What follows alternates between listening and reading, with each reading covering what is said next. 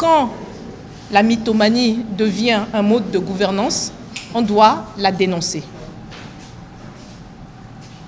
Chers invités, vous savez, il y a un problème fondamental qui divise aujourd'hui l'opinion et la classe politique. Ce problème fondamental a pour nom le parrainage. Vous avez entendu des députés du camp politique adverse vous donner leur vérité. Et vous allez entendre la nôtre. Mieux, je suis prête à aller plus loin et très loin pour ceux qui ont pensé nous flécher et s'en sortir en sortant des allégations grotesques, incongrues et mensongères. Vous savez, la déclaration de presse actuelle s'est imposée. Depuis que je suis rentrée dans cette danse, vous avez dû constater, je me suis évertuée à me concentrer sur le combat, celui justement de donner une alternative crédible à la gouvernance de notre pays. Mais évidemment, force est de constater que mon arrivée, évidemment, leur donne de l'insomnie. Et je suis heureuse parce que c'était le but recherché et ça veut donc dire que nous devons aller plus loin. Chers amis de la presse et des médias, le fond de la question est ceci. Le président sortant ne veut pas de la compétition, hélas. Je n'invite à la compétition. C'est tellement plus simple. Pourquoi autant de contorsions? Pourquoi autant de manipulations pour une simple élection? Pourquoi ne pas permettre aux filles et aux fils du Bénin qui ont la capacité d'aller présenter leur projet de société devant leurs concitoyens, pourquoi ne pas les laisser aller se présenter avec leur projet et le peuple en décidera? Si on est si fort, si on a été si bon, si on a un bilan si élogieux, mais c'est quand même assez simple. Pourquoi se donner autant de mal? Pourquoi se donner autant de peine pour finalement se retrouver dans une élection où on n'aura choisi que ces candidats qu'on maîtrise? Posez-vous la question. Je sais que la plupart d'entre vous, ou certains d'entre vous, à votre corps défendant, sont avec eux. Mais je vous assure que je ne vous jetterai pas la pierre. Je ne vous jetterai pas la pierre parce que c'est le système dans lequel vous vous retrouvez. Et je sais que chacun d'entre vous, pris isolément, savez ce que le pays vive. Savez ce que le pays vit. Et pourtant, si on prend les mêmes personnes que vous êtes, qu'on remet dans des situations plus normales, moins emblématiques, si on vous remet dans des situations où on vous crée les conditions d'exercer votre emploi, d'exercer votre vocation, d'exercer votre activité dans les règles de l'art, je suis sûre qu'on ne réussira pas à vous manipuler. C'est pour ça que moi je vous félicite. Vous faites un travail extraordinaire. Je sais qu'actuellement il est difficile de vivre de sa passion en étant neutre.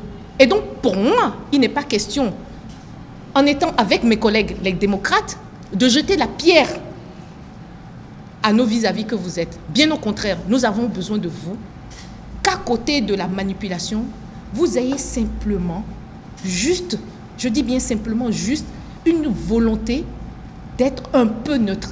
La neutralité que je vous demande, ce n'est pas une neutralité qui va nous favoriser, mais c'est une neutralité qui va favoriser votre pays, notre pays. C'est une neutralité qui va simplement vous amener à relater les faits tels que nous vous les exposons. J'ai fait cette parenthèse parce que je sais que ce n'est pas aisé. Et c'est pour ça que quand je suis rentrée dans la danse, je me suis dit, il ne faut pas mettre la charrue avant les bœufs. Il faut nous présenter, il faut présenter notre projet et puis il faut qu'on aille le défendre. Mais malheureusement, l'actualité nous a poussés à faire autrement. Parce que nous avons entendu beaucoup de choses. Mais on ne va pas laisser dire autant d'hallucinations sans répondre. Et c'est pour ça que nous sommes face à vous. Mes collègues, les démocrates et moi-même, avons ce devoir de vous éclairer, avons ce devoir de vérité vis-à-vis de vous, les médias, mais surtout vis-à-vis de notre population. Je disais tantôt que le fond de la question est bien que la compétition ne veut pas s'ouvrir. Et c'est ça le vrai problème. Mais je me réjouis déjà que la candidature organisée par les démocrates, le duo décidé par les démocrates eux-mêmes et non pas le duo imposé, soit celui qui a été présenté par le parti Les Démocrates Authentiques à la Sénat. Je m'en réjouis. Je vous assure que nous avons étudié toutes les lois que ces députés ont votées nuitamment, sans aucune concertation avec la classe politique. Et nous nous sommes rendus compte que la question du parrainage qui nous oppose aujourd'hui est en réalité, dans sa forme actuelle, antidémocratique et inapplicable. Eux-mêmes nous en ont donné la preuve puisque, dans leur déclaration hier à la presse, ils ont démontré mathématiquement comment il était possible, avec le nombre de députés et de maires que nous avons, de parrainer 20 candidats, 20 candidatures. J'allais même dire 40, et je viendrai plus loin sur cet aspect. Si on doit s'en tenir strictement à l'article 132 du Code électoral et à l'article 44 de la Constitution tripatouillée par le clan au pouvoir, je cite, « Nul ne peut être candidat aux fonctions de président de la République ou de vice-président de la République s'il n'est dûment parrainé par un nombre de députés et ou de maires correspondant à au moins 10% de l'ensemble des députés et des maires. » Ces dispositions de la loi sont intuitives personnées, c'est-à-dire que chacun des candidats, président et vice-président, doit remplir toutes ces conditions individuellement. En considérant que le Bénin ne compte que 77 maires et 83 députés, soit 160 au total, il s'ensuit que le président Patrice Talon et ses obligés ont décidé de limiter, tant que cette loi serait en vigueur, le nombre de candidats à toute élection présidentielle à seulement 5 duos. C'est ça la réalité. Chacun devant évidemment obtenir 32 parrainages pour les duos. Vous concevez donc avec moi que cette loi est inapplicable en l'état.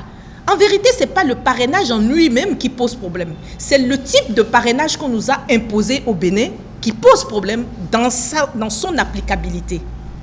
La seule porte de sortie donc, la seule porte de sortie de crise qui nous reste, c'est la Cour constitutionnelle, qui seule, en dernier ressort, peut constater l'inapplicabilité de cette clause du parrainage en prenant une décision pour l'annuler ou revoir les conditions de son applicabilité. Sinon, au demeurant, la candidature, ou plutôt le duo présidentiel qui a déposé sa candidature, ce duo lui-même, si derrière on ne change pas les 18 parrainages dont nous entendons parler, c'est que, les 118 parrainages dont nous entendons parler, si derrière on ne le modifie pas, il y a même un problème aussi à ce niveau. Parce que, il faut qu'on nous dise clairement, ces parrainages-là, à qui c'est destiné? Est-ce que c'est destiné à chacun des membres du duo ou est-ce que c'est destiné au président lui seul? Et même en cela, il y a un souci. Comment se fait-il qu'on ouvre une élection, du moins on annonce une élection transparente, démocratique et surtout équitable, et qu'un seul duo obtient 118 parrainages? Il y a une question qu'il faut se poser. De bonne foi, et là, j'en arrive à un sujet que j'ai personnellement conduit. De bonne foi, j'ai personnellement pris contact avec des députés et maires. Et j'ai encore les traces des messages que nous avons échangés. J'ai pris contact avec des députés et maires. Et j'ouvre une parenthèse en vous disant, vous savez, la meilleure façon d'évaluer la bonne foi de votre vis-à-vis, c'est de l'expérimenter. Parce que tant que vous ne l'avez pas expérimenté, vous ne pouvez pas être factuel. Donc je ne veux pas être dans l'analyse pour l'instant, je veux être factuel. Je veux rapporter les faits, rien que les faits, et je laisserai à l'opinion publique l'analyse. Et je disais que personnellement, malgré que certains collègues disaient, nous n'irons pas les démarcher, je me suis dit, si nous avons pris la décision collective d'aller aux élections, la loi est dure, mais battons-nous pour justement influencer cette loi dans l'avenir. Mais la façon dont il faut se battre pour influencer la loi dans l'avenir, c'est justement d'être là dans la danse et aller vers cet avenir-là. Et donc, j'ai, comme je le disais, contacté des députés et maires. Et je vais vous surprendre. Ma décision d'aller même à cette élection a été, entre autres, accélérée par certains de leurs maires et députés qui sont venus me chercher en disant « Madame, venez nous sauver. Nous sommes avec eux, mais nous avons le couteau sous la gorge. Mais nous connaissons votre courage. Nous savons que si vous le voulez, nous allons pouvoir faire avancer ce pays ensemble. » J'ai réfléchi, j'ai consulté certains de mes collègues, j'ai réagi, parfois je me suis dit, bon, est-ce qu'il faut aller sur cette voie, etc. Et puis après, l'appel a été très fort, plus fort que jamais. Et il y a la main de Dieu aussi. Je crois que certains oublient que le destin, c'est Dieu qui le trace. Et ces députés-là qui sont venus me voir, ces maires qui sont venus me voir, contrairement à ce que racontent certains de leurs députés, ça veut donc dire d'ailleurs qu'ils ne maîtrisent pas leur propre équipe. Parce qu'ils vous ont dit que Rekia Madougou n'a démarché personne. Et ils se contredisent même. L'un a dit à la même conférence, Rekia Madougou n'a démarché personne. Son second a dit, ah non, en dehors de l'honorable Sani, elle n'a démarché personne. Bon, il faut déjà qu'ils s'entendent entre eux-mêmes sur les éléments de langage à vous servir. Parenthèse fermée. Mais je dis, exprès, ceux qui sont venus me voir, ceux que moi-même j'ai rencontrés, je leur ai fait l'amitié de leur dire, écoutez, vous avez des collègues qui sont venus me voir, qui veulent me parrainer. Est-ce que vous voudriez vous ajouter à la démarche? Ils m'ont dit, pas de souci. Mieux, ou bien pire, pour ceux qui s'adonnent à la mythomanie en disant que les démocrates ou bien la candidate Rekia Madougou et son colistier Patrick Djivon n'ont pas demandé des parrainages, j'ai des échanges sur mon téléphone. J'ai des échanges et j'ai les noms. J'ai des échanges et j'ai des noms.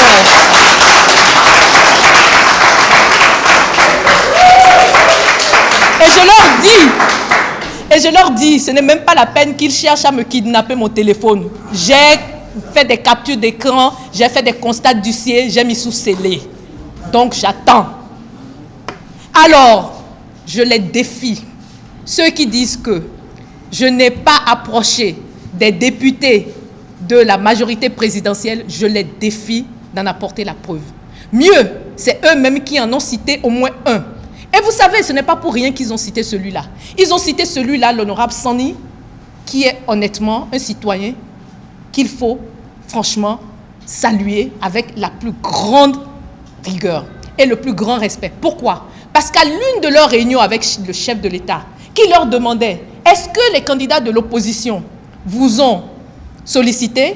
Aucun d'eux, y compris ceux-mêmes qui m'ont démarché, aucun d'eux n'a eu le courage de dire oui, sauf lui qui s'est levé en disant, Monsieur le Président, je dois vous dire la vérité, la candidate Rekia Madougou m'a sollicité, a sollicité mon parrainage. C'est pour ça que lui, ils l'ont cité. C'est parce qu'il l'a fait ouvertement. Et il a ajouté, il dit, il y en a d'autres parmi nous qu'elle a sollicité, mais ils ne vous disent pas la vérité. C'est de ça qu'il s'agit.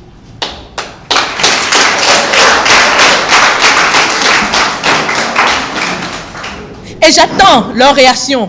S'ils réagissent, je viendrai maintenant avec les captures d'écran et les noms de ceux avec qui j'ai échangé et ce que chacun a dit. C'est-à-dire qu'au-delà des réunions, puisque après il fallait mettre en place une stratégie pour les amener à la réalité, nous avons échangé par écrit aussi, et je les ai.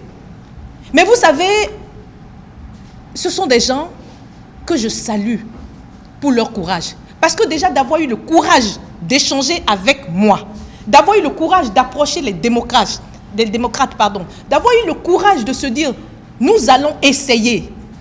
Je vous assure, ne leur jetons pas la pierre. Félicitons-les, encourageons-les, parce que ce n'est pas évident. Ils sont tous suivis comme nous. Et vous savez, un beau jour, chacun de son côté commence à dire, mais vraiment, c'est dommage. Et vous l'avez suivi avec nous, puisque vous êtes des gens des médias. Vous avez suivi aussi cette information. Quand ils sont allés retirer leurs fiches, leurs formulaires de parrainage, alors que la loi dispose que ce sont des formulaires, c'est un acte individuel, ce sont des formulaires individuels, mais ce sont les responsables des partis qui ont récupéré les formulaires de leurs mains. Donc, ils n'étaient plus détenteurs de leurs formulaires. Ça veut dire qu'ils ont la bonne volonté, mais les formulaires sont confisqués. Et je l'ai déclaré le jour où je suis allée déposer ma candidature. Vous étiez en face de moi. Je l'ai dit à la face du monde. Les formulaires de parrainage ont été confisqués. Voilà donc le pays dans lequel nous sommes, qui organise des élections transparentes, juste et équitable. La vérité est là. Donc quand ils parlent, il faut qu'ils sachent qu'en face d'eux, ils ont désormais du répondant. Rekia Madougou leur répondra chaque fois qu'il le faut.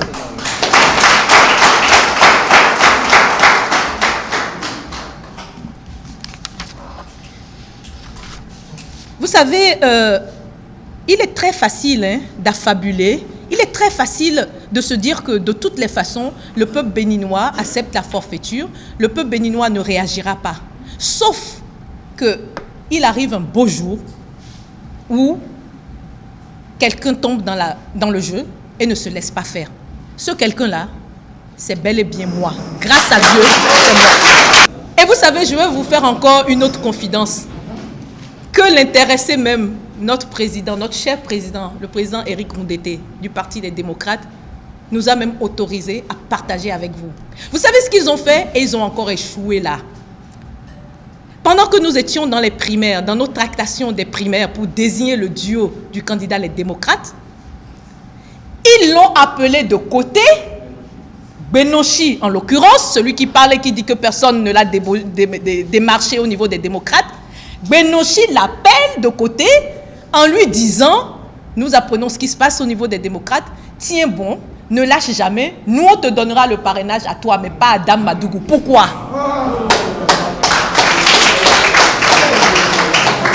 C'est-à-dire quoi? Ils ont pris l'habitude de débaucher dans le rang des opposants. Certains de nos collègues sont tombés dedans, comme par le passé.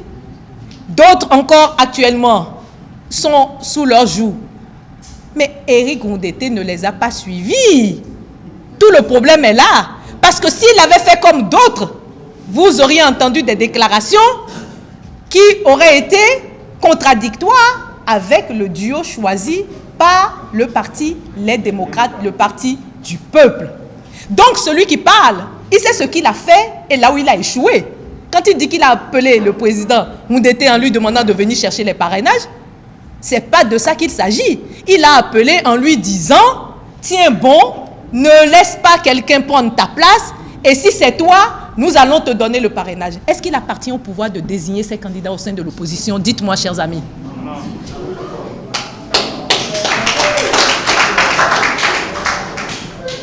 Donc, c'est ainsi qu'ils ont constitué leur duo pirate. Mais attention, là encore, c'était à deux étapes. La première étape, c'était évidemment M. Agossa, qui est un ami à moi, qu'ils ont utilisé pour prendre la tête de leur duo. Mais entre-temps, le parti a pris ses responsabilités, l'a suspendu. Ils ont rapidement rectifié le tir en prenant plutôt M. Koé comme tête de liste de leur duo. Sauf que M. Koé a participé même aux délibérations de notre primaire. Vous imaginez, vous voyez, ça va très loin. C'est le dernier jour qu'on ne l'a plus vu. Parce qu'entre-temps, il était rentré déjà dans leur schéma. Et c'est ainsi qu'on découvre qu'il y a un duo pirate qui dépose aussi sa liste au niveau de la Sénat, avec dans un premier temps le logo des démocrates. Nos sources nous ont informés. Et comme nous, justement, nous avons très rapidement saisi la Sénat, engagé une procédure et expliqué à la Sénat que, évidemment, ce duo ne peut pas représenter les couleurs ni présenter les attributs du parti. La Sénat les a saisis. Ils sont revenus avec un autre logo. Voilà comment on gère la République. Imaginez-vous bien que nous allons à une élection. Et malgré les conditions iniques créées, malgré les difficultés créées, nous avons dit, nous voulons aller à cette élection-là. Nous avons dit, les démocrates ne pratiqueront pas la politique de la chaise vide. Nous avons dit, ce que nous voulons faire, c'est même pour le bien du président Talon. Parce que vous savez, moi, je n'ai pas envie de jeter la pierre à des individualités. J'ai juste envie de construire un Bénin où l'équité, la justice sociale, la transformation structurelle de l'économie permet à ses filles et fils d'être autonomes, de vivre décemment, de ne pas être obligés de quémander ou d'être assujettis à un gouvernement parce que justement n'ont pas la possibilité de réfléchir par eux-mêmes, de raisonner par eux-mêmes, de prendre leur destin en main. J'ai envie de mener ce combat très loin. J'ai envie en votre nom de démontrer que le Bénin des Amazones, le Bénin de Bioguera, le Bénin de Kaba, le Bénin de toutes celles et ceux, le Bénin de toutes celles et de tous ceux qui ont versé leur sang pour la patrie. Le Bénin de tous ceux et toutes celles qui se sont battus pour que les droits de ceux qui sont là aujourd'hui soient respectés. Le Bénin de ceux et celles qui ont tout fait pour que l'injustice sociale ne soit pas de mise, que ce Bénin soit restauré. Je vous remercie pour votre attention.